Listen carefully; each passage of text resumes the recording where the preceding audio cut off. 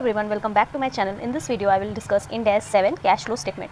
Okay, in respect of Ind AS I have already discussed Ind AS 113 and Ind AS 36. अब मैं जो है Ind AS 7 जो है नेक्स्ट डिस्कस करने वाली हूँ. सबसे पहले तो मैं इसका समरी सारा इंपॉर्टेंट चीज़, ठीक है, मैं कुछ भी स्किप नहीं करूँगी, ठीक है, सारा मैं वो क्या करूँगी, सबसे पहले इसमें नोटिंग करके जैसे डिस्कस करती हूँ वैसे डिस्कस कर दूँगी. उसके बाद फिर क्या करेंगे, अपने ICAI मैथ से भी जो है इसको देख लेंगे. Okay, now first let's discuss the basic thing. Basically cash flow statement, why it is prepared. This statement is prepared to track the cash inflow and outflow, okay, of the company over a period of time, and it shows the stability, financial stability basically, and liquidity of the company.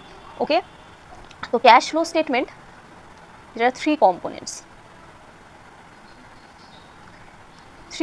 of CFS, which is cash flow from operating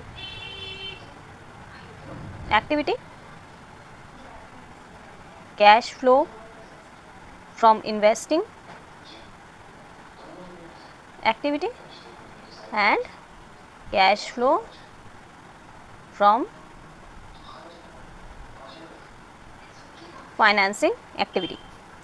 Now let's understand this one by one. Okay, first cash flow from operating activities. What comes under cash flow from operating? As the name suggests, operating, it shows it's a principal revenue generating activity. It means activities that are conducted in day-to-day operations of the business, like if we say that in any receipt for any sale of goods, or in contrary if we can say any payment for purchase of goods. Okay, and also it covers the activities that are not covered under investing and financing activities. Okay, so all such activities that are in ordinary course of business, that are basically revenue generating activities, that comes under the cash flow from operating means from business operations. Okay, from operating activities. Now in respect of operating activities, we can show under two method, which is one is direct method and another is indirect method. Okay, indirect method. Now indirect method, we यहाँ पे directly show, like if cash receipt, okay, cash receipt from debtor, or if cash paid to creditor, okay, that we will show in minus. All the direct amount we show directly, but in case of indirect method we adjust, okay, with the net profit. All such non-cash items or such items that are part of investing or financing activities, that we make adjustments, that we will check, okay, in a very detailed manner, like what are the items come under direct method and indirect method. वो जो है हम लोग सब कुछ जो है वो एकदम डिटेल में वो देखने वाले हैं. ठीक है, वो जो है मैं क्या क्या आइटम्स आने वाले हैं हर एक एक्टिविटी के अंदर, वो मैं सबसे लास्ट में डिस्कस करवाऊंगी. ठीक है, उससे पहले मैं सारा जो भी इससे रिस्पेक्ट में जो भी पॉइंट्स हैं, इंपॉर्टेंट पॉइंट्स, वो मैं पहले डिस्कस करूंगी. ठीक है, ये मैंने बस आपको ये ओवरव्यू दिया है कि इसको जो है दो मेथड से दिखाते हैं, direct and indirect method, and what comes under direct and indirect method, presentation of showing that I will discuss at the end. Okay, so watch this video carefully at the and. ये video देखने के बाद आपको इसके respect में कोई भी sums हो या कोई भी, ठीक है, प्रैक्टिकल इसके रेस्पेक्ट में क्लैरिटी हो, ठीक है, वो सब हो जाएगा. Now, under investing activities. Now, under investing activities, it shows acquisition and disposal of long-term assets like PP for intangible assets or investments. ठीक है, as the name suggests, investing activities like sale from PP, okay, or we can say suppose purchase of land, okay, sale of investment. So all such activities come under investing activities. Now under financing activities, what we show under financing activities, we show basically any kind of issue or redemption, okay, of equity and borrowings, that we show under the financing activities. Now first discuss some 2-3 important points in respect of this. Okay, और इसके respect में जो है काफ़ी confusion रहता है, interest in received, paid, dividend, कि कभी वो आ जाता है आप लोगों को, मतलब कि बहुत सारी क्वेरी रहती है कि कभी वो ऑपरेटिंग में आ जाता है, कभी वो फाइनेंसिंग में ले लेते हैं, कभी इन्वेस्टिंग में. तो ये कौन कौन से केसेस होते हैं, ठीक है, इसको पहले अच्छे से समझ लेते हैं. Like suppose one case, if entity is financial institution, okay, like एक बैंक, ठीक है, एग्जाम्पल बैंक, और in case of other cases any other entity other than financial institution. Okay, now in respect of interest paid, ठीक है, or we can say interest received or dividend received for finance institution. ठीक है, for financial institution, interest paid हो या interest received हो या dividend received हो, all will come under operating activities.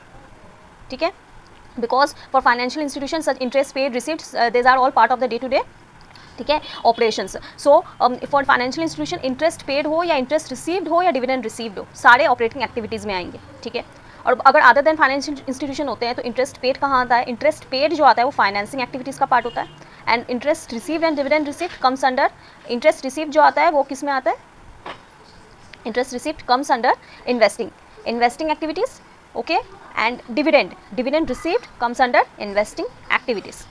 So I am discussing this again, okay, this is very important. For interest paid, in respect of interest paid, okay, हो या interest received हो या dividend received हो, ठीक है, for financial institution, for all these three will come under operating activities, ठीक है. But for other than financial institution company, interest paid will come under finance activity, okay, interest paid वाला, और जो received होगा, received अभी ऐसे याद रख लेंगे, received कुछ भी हो, चाहे वो dividend हो या interest, received वाला portion investing में जाएगा.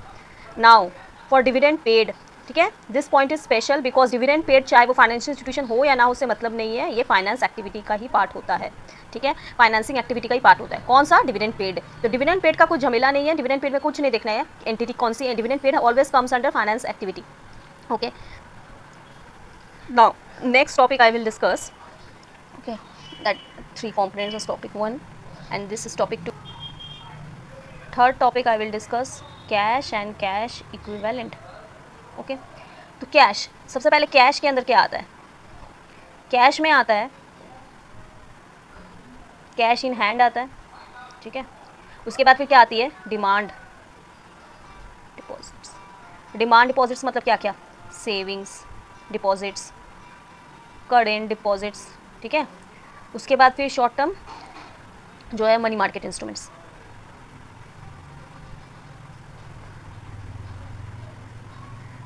If I take example like 90 days maturity treasury bill, okay. तो this are all part of cash. Now if I say cash equivalent, cash equivalent मतलब जो short term highly liquid investment होते हैं,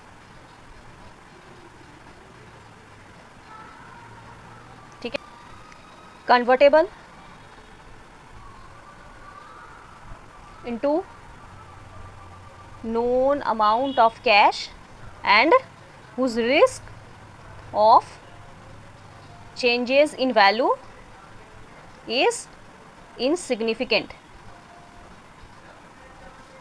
and whose maturity period, that maturity period is 3 months, ठीक है, और less 3 months or maybe less than 3 months, ठीक है.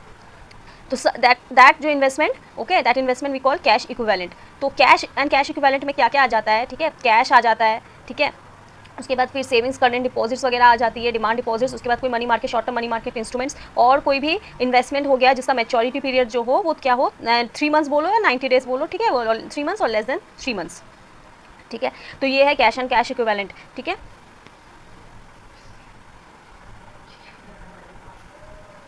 Now in short if I say, so what we will show under cash and cash equivalent, because we all know like after all that 3 components, ठीक है, how we will present cash flow, like cash flow from operating, cash flow from investing, cash flow from financing, all that total of 3 components. After that what we do, we after that we take cash flow, cash and cash equivalent at the beginning of the period, okay, and after that we automatically gets cash and cash equivalent at the end of the period. So that cash and cash equivalent at the beginning, at the end, okay, that cash and cash equivalent, what we take under that I discussed. Now in summary I will discuss under cash and cash equivalent what we will take, cash balance plus balance held in bank balance plus investment having maturity period of 3 months or less, okay. Now this is important, ठीक है, very very important, bank overdraft, ठीक है. Bank overdraft का adjustment जो है हम लोग क्या करते हैं, कैश एंड कैश इक्विवेलेंट में ही करते हैं, ठीक है. अब लेकिन अब ये इसका मतलब बैंक ओवरड्राफ्ट का जो adjustment cash and cash equivalent में होता है, तो ये for the purpose of cash flow statement. Now under balance sheet format में हम लोगों को बैलेंस शीट में जो है वो बैंक ओवरड्राफ्ट को जो है वो एडजस्ट करके नहीं दिखाना है कैश से, ठीक है, कि आप उसको एडजस्ट कर दो, लाइबिलिटी से हटा के एसेट में माइनस कर दो, नहीं, बैलेंस शीट में जैसे प्रेजेंट होता है वैसे ही होगा. यहाँ पे बस कैश फ्लो स्टेटमेंट में जब कैश एंड कैश इक्विवेलेंट जो दिखाएंगे तो वहाँ पे बस वहाँ पे क्या करना है, बैंक ओवरड्राफ्ट को एडजस्ट करनी है, okay. Now in respect of unrealised gains and loss in respect of foreign currency, उसका जो है हम लोग बाद में क्या करते हैं, कैश एंड कैश इक्विवेलेंट में एडजस्ट करते हैं for reconciliation purpose basically with the balance sheet, that I will discuss later, okay. अभी जो है बेसिक मैंने बस कैश इक्विवेलेंट की बात करी है, okay. I will come up on each and every topic step by step, so don't think कि मैं कोई टॉपिक जो है वो स्किप कर दे रही हूँ एंड ऑल, ठीक है। तो ये हो गई कैश एंड कैश इक्विवेलेंट की बात। Now next topic I will discuss about non cash transactions, ठीक है। As a name suggest non cash transaction, मतलब जहाँ पे कोई भी कैश का जो है लेना देना नहीं होता, ठीक है, non cash transaction. Like if I take example, suppose, ठीक है, suppose if I acquire entity by issue of equity, ठीक है, acquisition of entity by equity issue और एनी कन्वर्जन, ठीक है, of debt to equity, suppose any asset purchase in exchange, okay, of another asset on any purchased on exchange, so all such non cash transaction, ठीक है, there will be no treatment for all such non cash transaction under the cash flow statement, because as we know कि cash flow statement में जो है वो statement ही show करता है जो cash inflow और cash outflow का basically, ठीक है। so all such non cash transaction like the depreciation or in purchase in exchange or issue of conversion of debt to equity and all, so all such things are excluded from the statement of cash flows. Now topic number 5, ठीक है, while preparing console cash flow, okay, if an entity having one or more subsidiary, associate, joint venture, then entity in addition to its individual financial statement need to prepare console financial statement, as we know. So in respect of from console financial statement, entity need to prepare the cash flow, so console cash flow. So like if a cash paid, okay, in acquisition of subsidiary company or in cash paid for investment in associate company, ठीक है, in acquisition of subsidiary company or for investment in associate company, that all will come under the head, which head, under investing activities, ठीक है, like cash paid for acquisition of subsidy, that we will show under investing activities. Now how we will show this?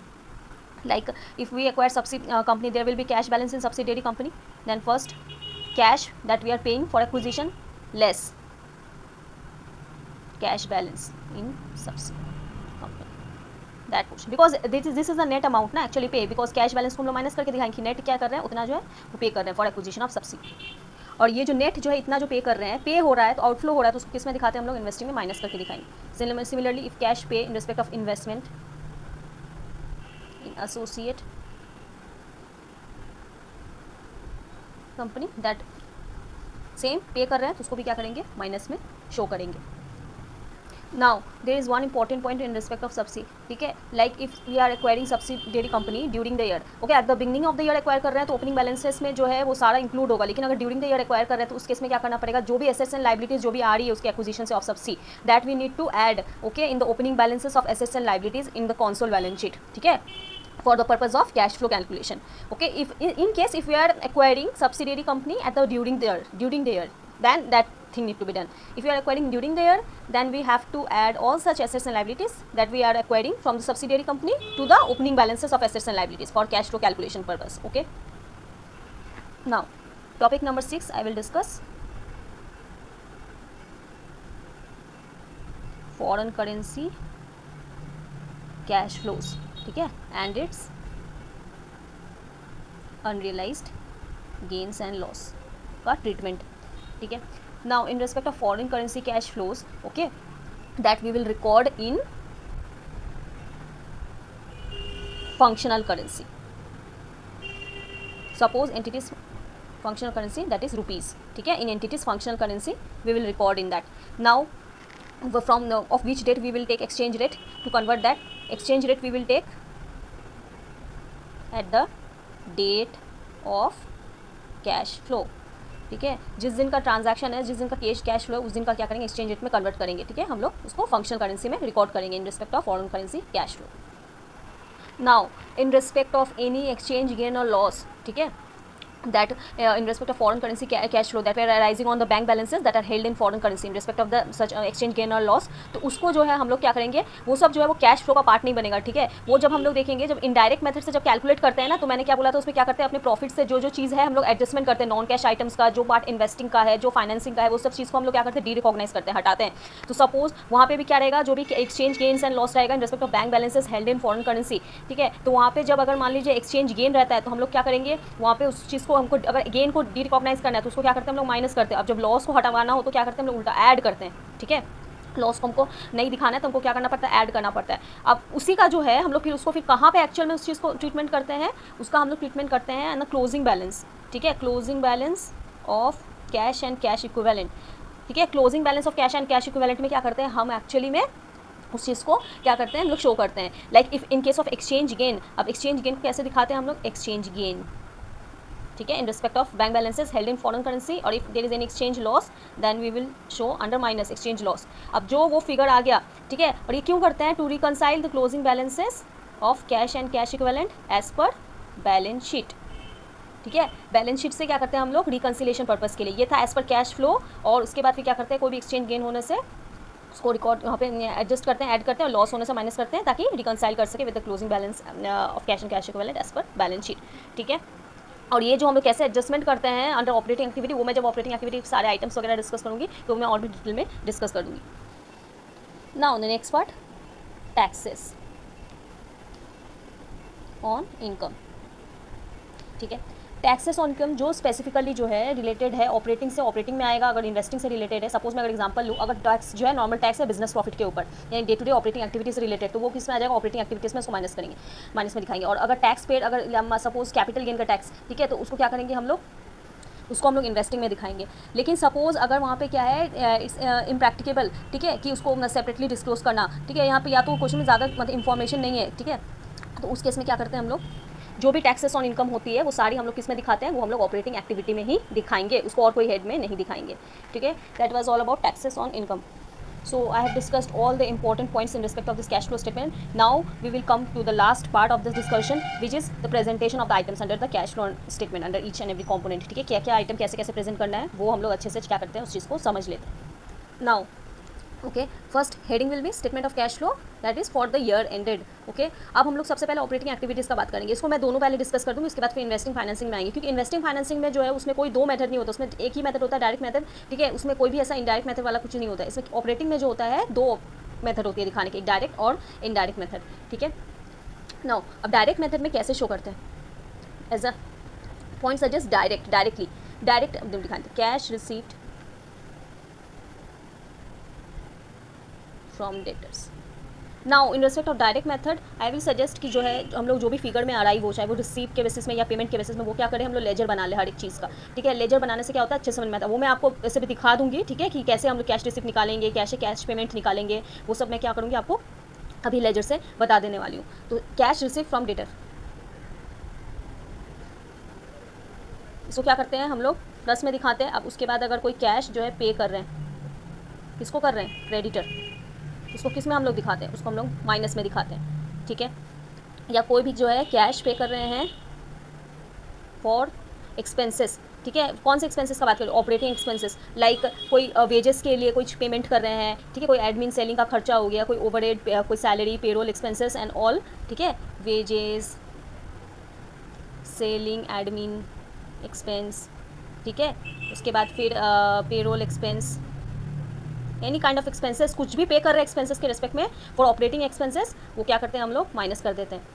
ये हो गया adjustment. Before tax है, अब इसमें क्या करेंगे, लेस टैक्स पेड, टैक्स पे का एडजस्टमेंट करेंगे तो मेरा क्या आ जाएगा, cash flow from operating active, तो ये आ जाएगा net cash flow from operating activities, ठीक है. सिंपल है, ठीक है. जो भी रिसिप्ट हो रहा है वो क्या होगा, इनफ्लो होगा, जो आउटफ्लो हो रहा है उसको हम लोग क्या करते हैं, आउटफ्लो मतलब जो पेमेंट कर रहे हैं, ठीक है, वो सारे हम लोग क्या करते हैं माइनस में शो करते हैं. फिर लास्ट में क्या करते हैं, टैक्स पेमेंट का एडजस्टमेंट कर देते हैं, उससे आ जाता है अपना cash flow from operating activities, ठीक है, डायरेक्ट मेथड से. Now from indirect method what we do, now under cash flow from operating activities first we will take profit after tax as per PL.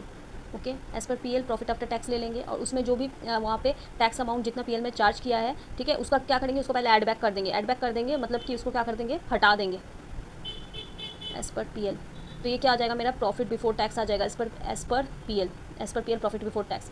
अब इसमें ठीक है क्या करेंगे, कोई भी जो भी नॉन कैश एक्सपेंसेस रहेगा, जो आए डिस्कस कर लिए कि कोई भी नॉन कैश ट्रांजैक्शन होता है उसका क्या करते हैं हम लोग, कोई भी कैश फ्लो में नहीं उसको लेते हैं. तो कोई भी नॉन कैश ट्रांजैक्शन रहेगा, डिप्रिसिएशन, कोई इंपेयरमेंट लॉस का, ठीक है, और अमोर्टाइजेशन, ठीक है, और भी कुछ भी ये सब चीज़ जो रहेगी, ये सबको क्या करेंगे हम लोग, क्या कर देंगे, ऐड बैक कर देंगे, हटाना है, ठीक है। डेप्रिसिएशन ये सब क्या है, ये सब एक्सपेंस, अब एक्सपेंस को हटाना होता है, एक्सपेंस लॉस को हटाना पड़ता है तो ऐड करते हैं, और उसके बाद गेन इनकम ये सब को हटाना होता है तो क्या करते हैं हम लोग, लेस करते हैं, ठीक है। ये तो बेसिक थिंग है। अब इसमें जो एक्सपेंस है, ये सब डेप्रिसिएशन, अमोर्टाइजेशन, इंपेयरमेंट लॉस को हटाना है तो उसको क्या करेंगे, ऐड करेंगे।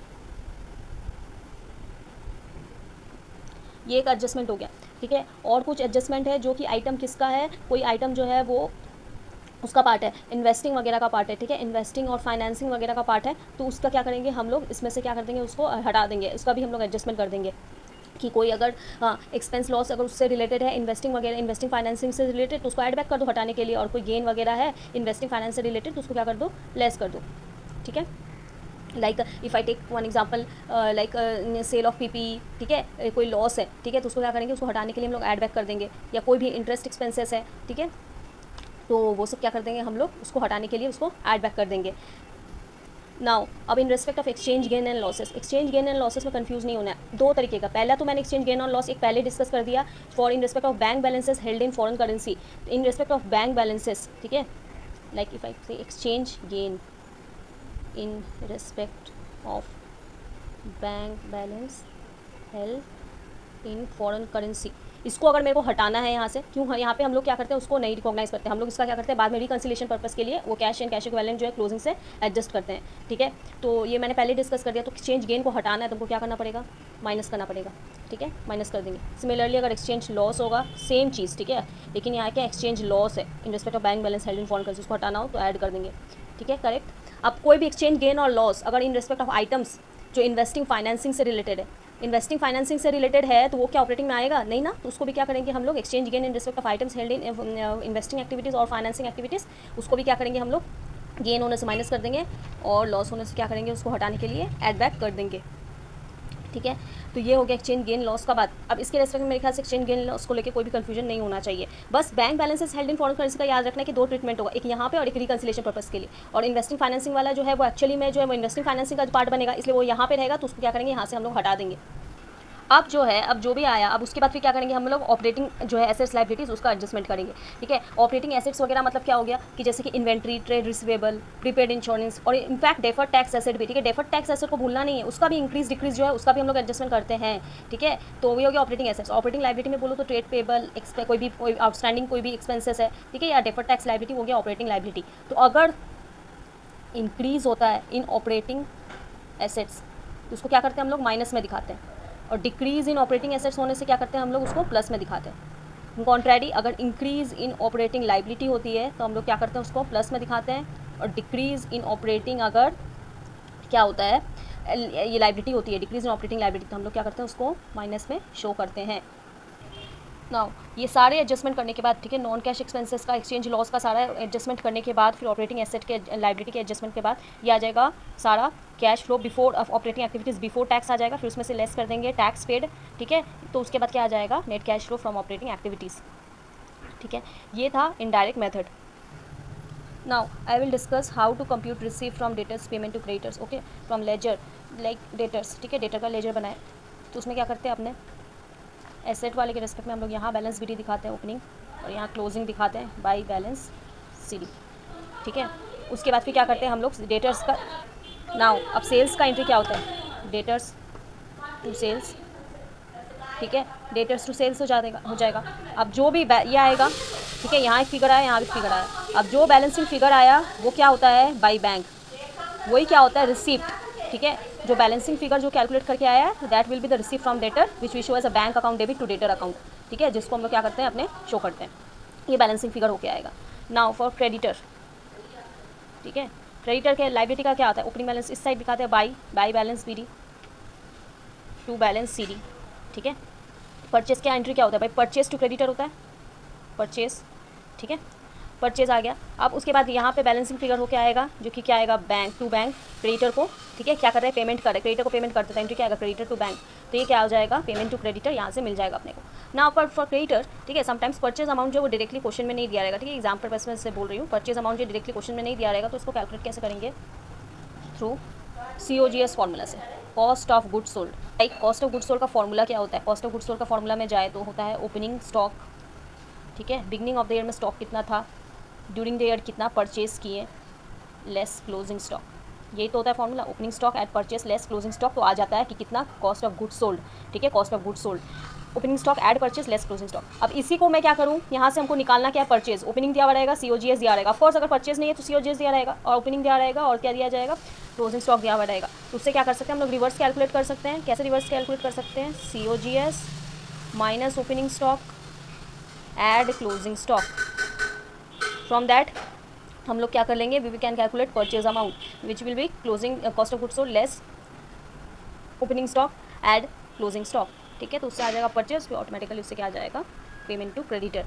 इसी तरीके से क्या करेंगे, अपने बाकी अगर कोई भी एक्सपेंस का निकालना है, पेमेंट एक्सपेंस, और फिर टैक्स का जो पेमेंट निकालना है, ठीक है, टैक्स कितना एक्चुअल में पे हुआ वो भी हम लोग क्या करेंगे, रेस्पेक्टिव लेजर बना के सिंपली क्या कर सकते हैं, वो कैलकुलेट कर सकते हैं। नाउ नेक्स्ट, कैश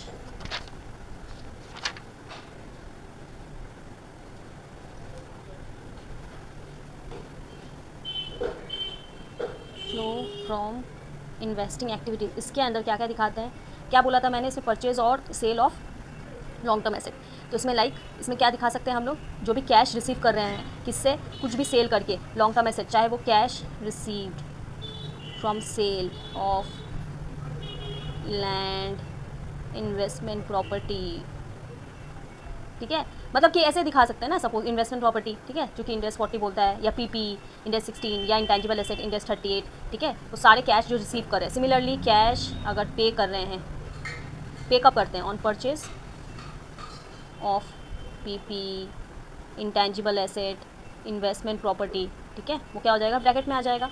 अब उसके बाद फिर मैंने क्या बोला था, एक इन्वेस्टमेंट बोला था, ठीक है, कैश, ठीक है, अगर पे कर रहे हैं फॉर परचेज ऑफ इन्वेस्टमेंट, पे करने से माइनस, ठीक है, रिसीव कर रहे हैं ऑन सेल ऑफ इन्वेस्टमेंट तो प्लस में आ जाएगा, ठीक है। और मैंने क्या बोला था, इन्वेस्टिंग, इसके लिए इन्वेस्टिंग एक्टिविटीज़ के लिए अगर वो अदर देन फाइनेंशियल इंस्टीट्यूशन हो तो उसमें डिविडेंड रिसीव्ड हो या इंटरेस्ट रिसीव्ड हो, वो किस में आती है, इन्वेस्टिंग एक्टिविटीज़ में ही आती है, ठीक है, तो वो भी इसमें कवर हो जाएगा। नाउ नेक्स्ट, और अगर कैपिटल गेन का टैक्स हुआ तो उसको क्या कर देंगे, एडजस्टमेंट कर देंगे, जो कि आपको एग्जाम के पर्सपेक्टिव में बोलूँ तो नहीं मिलने वाला है, ठीक है। वो ज़्यादातर वो नॉर्मल जो होता है वो ऑपरेटिंग वाला बिजनेस प्रॉफिट वाला टैक्स रहता है, वो वहीं पे हम लोग एडजस्टमेंट करते हैं। Now for in financing activity, cash flow from financing activities में क्या क्या दिखाते हैं हम लोग, इशू रिडम्पशन ऑफ इक्विटी, ठीक है, डिवेंचर, वो सब का दिखाते हैं। तो अगर हम लोग क्या करते हैं, इशू करते हैं तो क्या होता है, कैश रिसीव होता है, तो cash received on issue of, ठीक है, शेयर कैपिटल डिवेंचर, ठीक है, तो उसको क्या करेंगे हम लोग, पॉजिटिव में दिखाएंगे। और अगर रिडेम्पशन कर रहे हैं तो cash paid on redemption of share capital debenture, तो पे माइनस में दिखाएंगे, ठीक है। और अगर कोई लोन रिसीव कर रहे हैं, ठीक है, अगर लोन ले रहे हैं, रिसीव किया तो ऐड हो जाएगा, और रीपेमेंट कर रहे हैं लोन का, रीपेमेंट ऑफ लोन, तो क्या हो जाएगा, माइनस हो जाएगा, क्योंकि आउटफ्लो हो रहा है, ठीक है। सिंपल सा चीज़ है, कैश फ्लो को समझने के लिए जा रहा है तो माइनस ब्रैकेट में, और आ रहा है तो प्लस, ठीक है। अब इसमें भी मैंने डिस्कस करा था कि अगर अदर देन फाइनेंशियल इंस्टीट्यूशन हो तो इंटरेस्ट पेड, तो कहाँ जाता है, इंटरेस्ट पेड फाइनेंसिंग एक्टिविटी का पार्ट बनता है, माइनस में आएगा। और नाउ डिविडेंड पेड तो मैंने बोल ही दिया था, इंपॉर्टेंट एडजस्टमेंट है, डिविडेंड पेड चाहे वो फाइनेंशियल इंस्टीट्यूशन हो या ना हो, हमेशा फाइनेंसिंग में ही आएगा, ओके। तो ये था सारा तीनों एक्टिविटीज़ को ऐड करते हैं अपने, तो वो क्या आता है, net cash flow from all अपने, उसको क्या करेंगे, suppose net cash flow from operating, उसको ए नाम दे दिए, इन्वेस्टिंग से बी, फाइनेंसिंग से सी, तो उसको ए प्लस बी प्लस सी ऐसे दिखा देंगे, ठीक है, ये आ जाएगा। अब इसमें क्या करेंगे हम लोग, ऐड करते हैं, क्या ऐड करते हैं, cash and cash equivalent at beginning,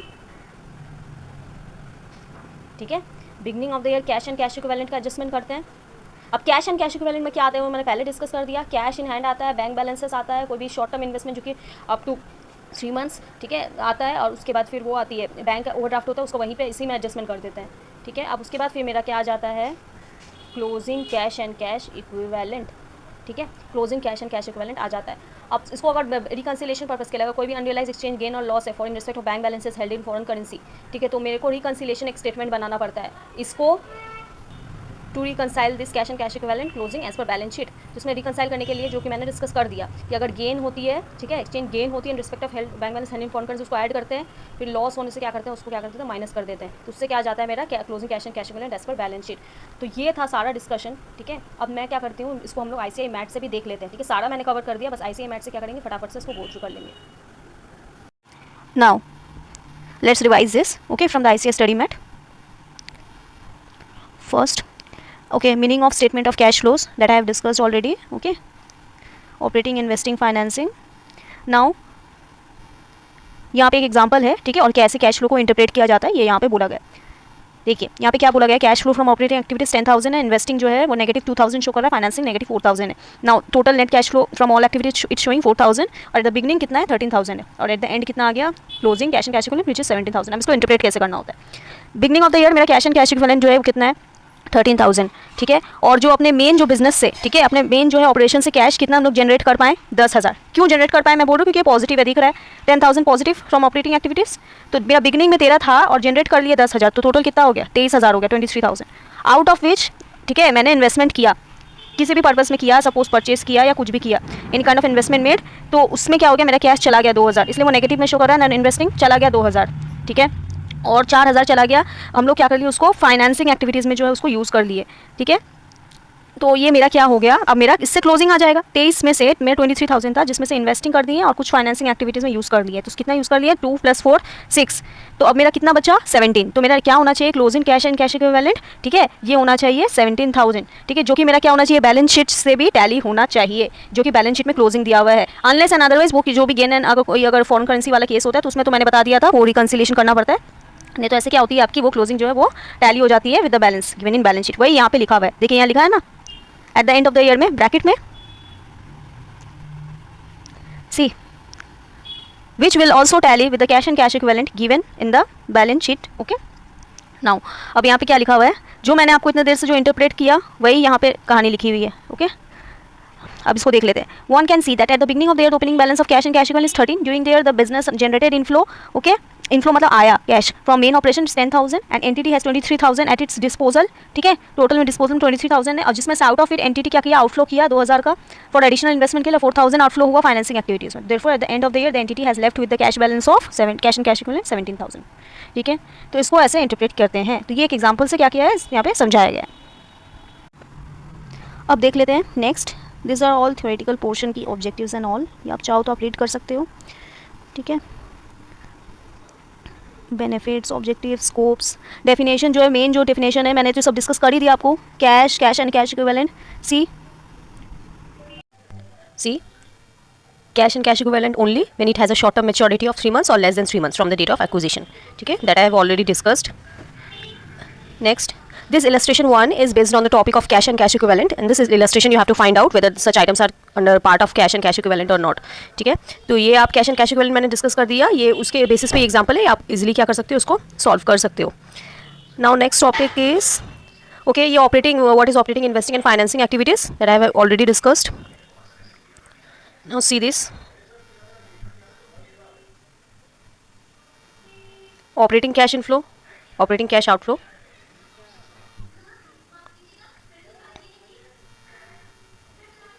operating cash inflows, cash receipts from sale of goods, inflows means जो कैश आ रहे हैं, cash receipt from royalties, okay, and receipts from contracts and all from dealing और trading purpose, these are all operating cash flows because these are cash receipts under the operating course, ठीक है, from main business। and now cash outflows is reverse cash payment जो कर रहे हैं supplier को या employ के बिहाफ में कर रहे हैं, जो डेली ऑर्डिनरी कोर्स में जो है ऑपरेटिंग जो एक्सपेंस कर रहे हैं वो क्या आते हैं, सारे ऑपरेटिंग कैश आउटफ्लो होते हैं, ओके।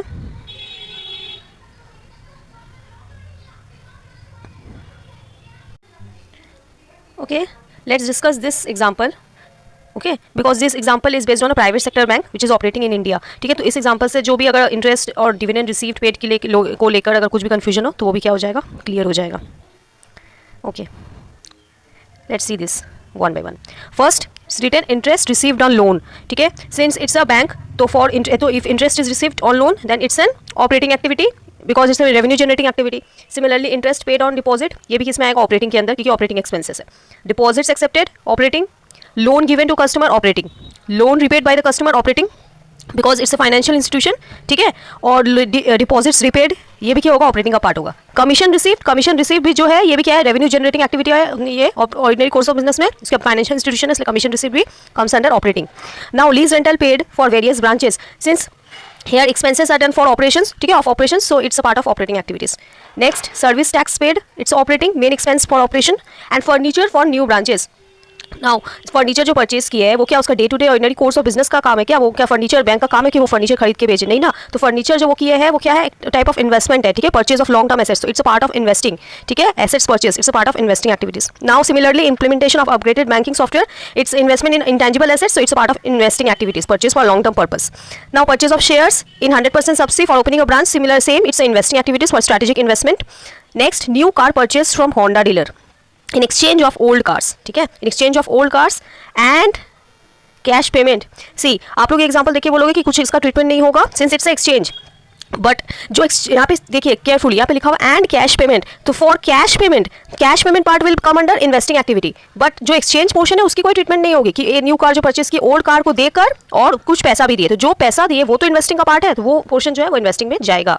ओके, तो in exam we have to read question carefully. Okay, फिर next provident fund paid for the employees, that's a part of operating. Issued ESOP, it will not be considered, ठीक है, since no cash flow, so no treatment, ठीक है।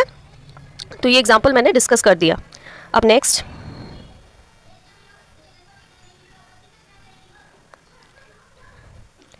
now this is one example on financing activity. See, dividend received from shares or other companies is come under investing, and if it's a dividend paid, it's under financing. Okay.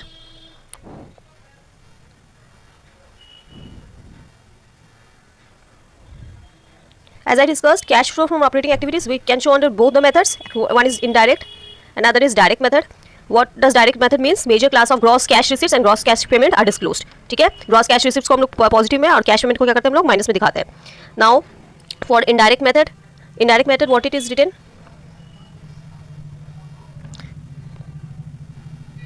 Profit and loss is adjusted for the effects of transaction of a non cash nature के जो भी transaction होते हैं या जो transaction which are a part of associated with investing and financing, उसको क्या करते हैं हम लोग एडजस्ट करते हैं प्रॉफिट से, और फिर उसके बाद हम लोग क्या करते हैं उसमें से operating assets, operating liability increase decrease उसको भी एडजस्ट करते हैं, फिर लास्ट में टैक्स पेड का इफेक्ट देते हैं, उसके बाद फिर क्या आ जाता है मेरा net cash flow from operating activities.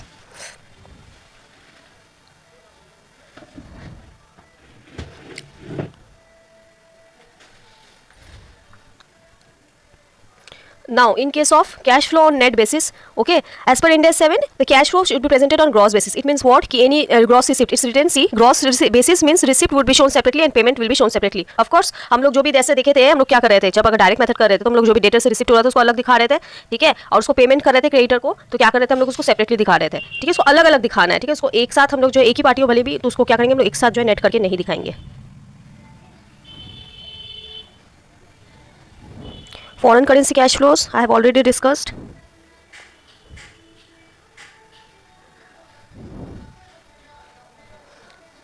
This portion I have already discussed. Okay.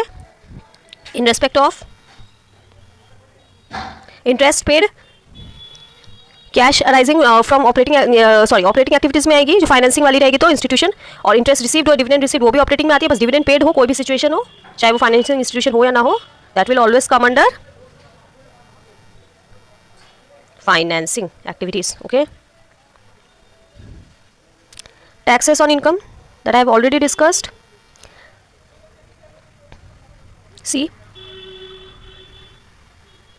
in respect of if it's separately disclosed then and it's practicable to the entity to show separately, then हम लोग अलग अलग इसको show करेंगे जैसे capital gain tax and all. लेकिन अगर separately information नहीं है इम्प्रैक्टिकेबल टू द एंटिटी तो उसको क्या करेंगे हम लोग सारे ऑपरेटिंग में दिखा देंगे। Shall be classified as cash flow from operating activities when impracticable to identify with financing and investing activities. Okay,